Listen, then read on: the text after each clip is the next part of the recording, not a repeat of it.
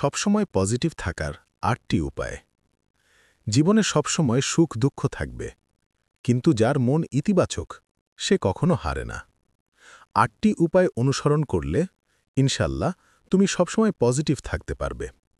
১. আল্লাহর উপর পূর্ণ ভরসা রাখো।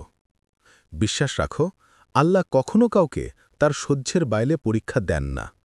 প্রতিটি কষ্টের পেছনে কল্যাণ আছে। বলো, আলহামদুলিল্লাহ, নিশ্চয়ই আল্লাহ আমার জন্য ভালো কিছু রেখেছেন।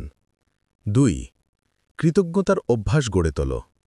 প্রতিদিন ২-৩টি জিনিস লিখে রাখো যেগুলোর জন্য তুমি কৃতজ্ঞ, যেমন সুস্থতা, পরিবার, নতুন দিন।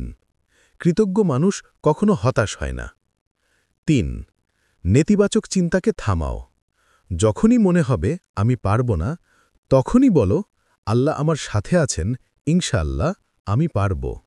ইতিবাচক চিন্তা সফলতার প্রথম ধাপ। ৪. ভালো মানুষদের সঙ্গ বেছে নাও।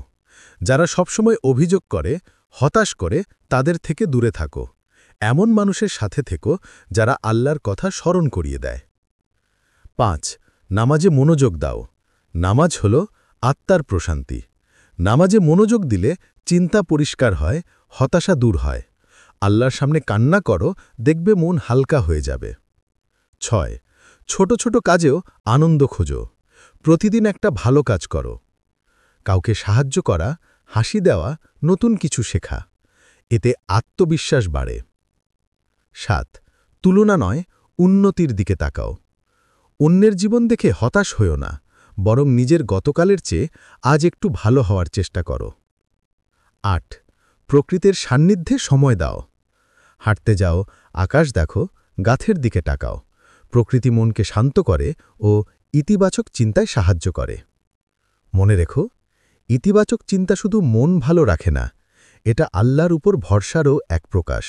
তাই সবসময় বলো, হাসবি আল্লাহু লা ইলাহা ইল্লাহু। আমার জন্য আল্লাহই যথেষ্ট, তিনি ছাড়া আর কোনো উপাস্য নেই।